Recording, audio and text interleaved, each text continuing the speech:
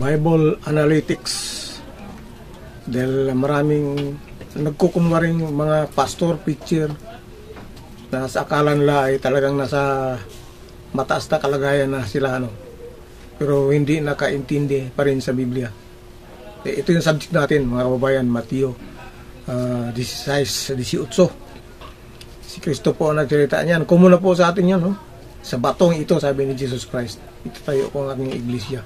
So far, so good. Wala pong nakaintindi sa inyo, yung mga nagdidebate dyan patungkol sa kung sino ba ngayong itinayo ng ating Panginoong Hesus na iglesia. Alalahanin po ninyo, lahat po tayong ngayon, ako nagsasalita, kayo man nagsasalita, hintil po tayo. Ang hintil po, yun po yung non-Jew. Non-Jew, hindi Hudyo. Non-Jew nation. The rest, Gentile, hintil. Tayo yun. So wala po tayong karapatan na mag-claim na tayo po itinayo na iglesia ng ating Panginoong Hesus. Never na mangyayari yan. Hintil po tayo. Dahil yung mga apostol kausap po ni Jesus Christ sa time na yun, hindi po sila nakadesign para sa ating mga hintil. Ang trabaho nila, alam nyo, ang trabaho ng 12 apostles, nag-fail si Judas Iscariote, pinalitan, di ba? So nagiging 12 ulit. Bakit kailangan 12? Hindi na nanatiling 11 dahil bumagsak na si Iscariote.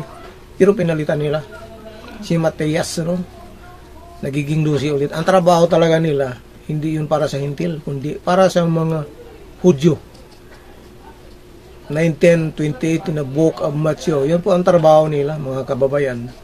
So yung sinabihan ni Jesus Christ, nakausap sila si Pedro na dito sa batong ito ay tatayo ko ang iglesia. Sila lang yun, hindi po tayo kasali doon. Isang kalokohan. Masyado na kayong kiniklaim nyo yung hindi inyo. Hindi po kayo nahiya sa sarili nyo, mga pastor kayo. Yung pastor o apostol ng mga hintil ay si Pablo, hindi po yung 12 o si Pedro. Natuto lang tayong magiging may karapatan sa kaligtasan sa panahon ni Pablo. Si Pablo ang ating apostol. Romans 11:13. Romans 11:13, I magnify my office, sabi ni Pablo, in as much as I am the apostle to you Gentiles. Sipin nyo yan. Si Pablo ang apostol natin, mga hintil. Tayo ay nagiging may karapatan lang lamang na makabahagi sa kaligtasan noong time na nangaral si Pablo. Tapos na po yun kay Kristo. Si Kristo ay nasa langit na,